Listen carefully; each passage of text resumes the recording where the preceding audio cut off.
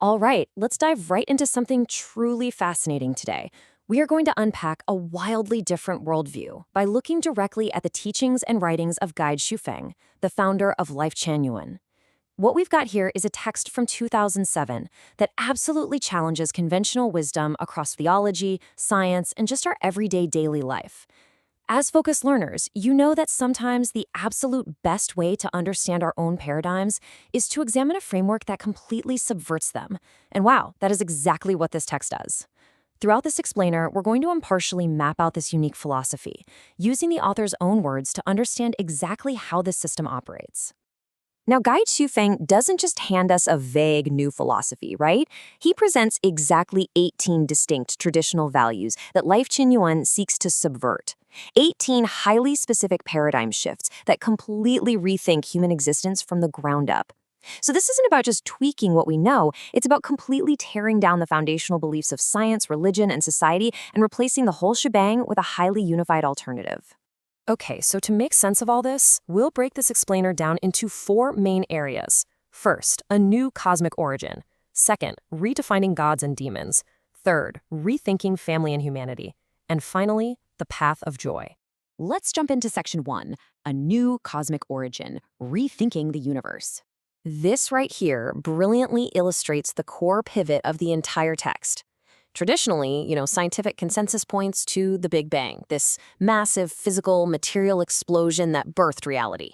But Guy Shufeng completely flips this. He proclaims that the universe is entirely the outcome of the greatest creator's consciousness.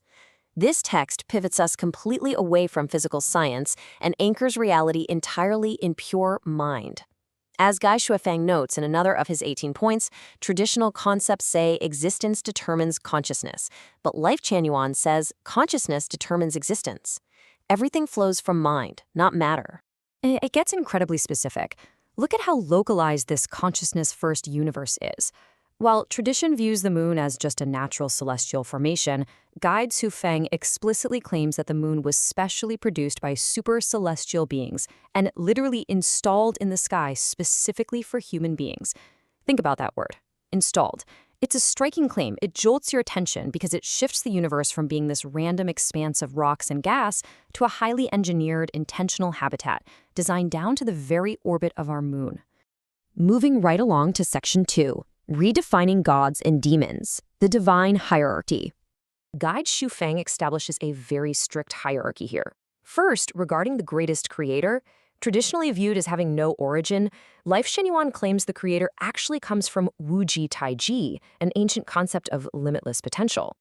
Second, whereas traditionally God is the creator, here gods are created by the greatest creator. They are literally his sons, acting under his design. And third, regarding Buddha, rather than Sakyamuni being the ancestor of Buddha, like in tradition, Lifechanyuan places the greatest creator as the true ancestor. It's an incredibly organized, almost corporate structure of divinity, neatly placing various global religious figures into one unified hierarchy. But here's where it really gets interesting. How does this organized system deal with the concept of evil? Well, instead of the traditional view of Satan as a demon and the ultimate enemy of the creator, Guy Shufeng proclaims that Satan is actually a god, and not just a god, but a firm supporter of maintaining the symmetry and balance of the universal life order. The whole concept of a cosmic adversary is entirely replaced by a cosmic balancer. In this framework, literally nothing is inherently working against the creator. Everything, even Satan, serves the structural symmetry of the universe. So we've seen the macro level, right? A consciousness-driven universe, an installed moon, a strictly tiered pantheon of gods, and Satan as a balancer. But what about us? If the universe is just the outcome of consciousness, where do human beings and our personal relationships actually fit into this grand design? That brings us to Section 3, Rethinking Family and Humanity, Origins and the Mind. Let's kick this off with human origins. Traditionally, in Abrahamic faiths, Adam and Eve are viewed as the ancestors of all humanity. However, Lifechanyuan dramatically narrows that scope down. Guide Shufeng proclaims that Adam and Eve are not the ancestors of all human beings, but are strictly the ancestors of the people in Israel and the Middle East regions. It's a fascinating recontextualization. Instead of rejecting the biblical narrative entirely, this philosophy simply categorizes it as regional history rather than global human origin. And what about the human mind? Again, we see this complete decoupling from physical matter. The traditional concept assumes our memories are stored physically right inside our biological brains. Lifechanyuan subverts this by claiming memory doesn't exist in the brain at all. Instead, it exists in our subconsciousness, and that subconsciousness does not exist within the human body, but out in space-time. It completely reinforces their core theme. Consciousness dictates existence, and our true essence is not bound by biology. Now, this brings us to what is perhaps the most radical and challenging subversion in the entire 2007 text. While traditional concepts globally revere the family as the source of a happy life, Lifechanyuan bluntly states, family is the miserable source of human life and humanity. Wow, that is a profound departure from the norm.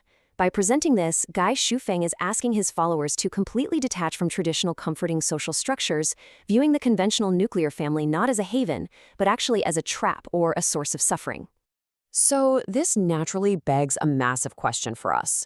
If the physical world is secondary to consciousness, and if the foundational unit of human society, the family, is viewed as a source of misery, how on earth does someone actually practice this philosophy day to day? What does that lifestyle actually look like? Let's find out in Section 4, The Path of Joy, Reading the Wordless Book. First up, we need to define the cultural operating system Guy Shufeng proposes. Traditional Chinese culture is often viewed as being deeply rooted in Confucianism, Buddhism, and Taoism. Lifechanyuan subverts this by proclaiming that something called holographic order consciousness is the true core of Chinese culture.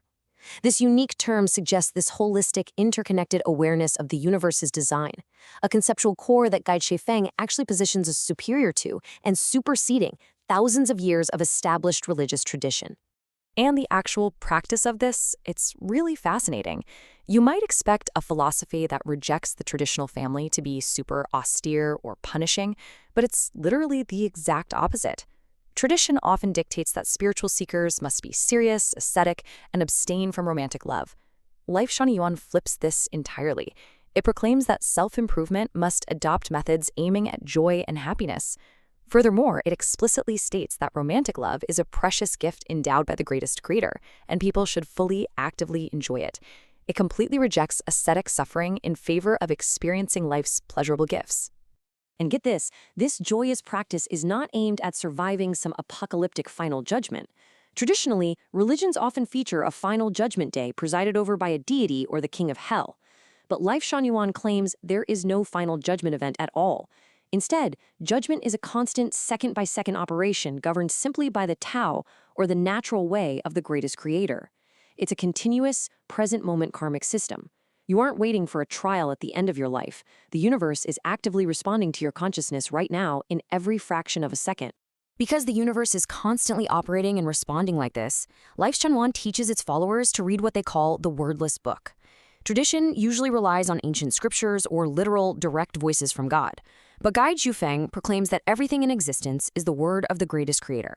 All the changing phenomena in nature and life are direct conversations between the creator and people. You don't need a literal text. By simply observing the reality and phenomena around you, you are engaging in a direct, ongoing dialogue with the divine.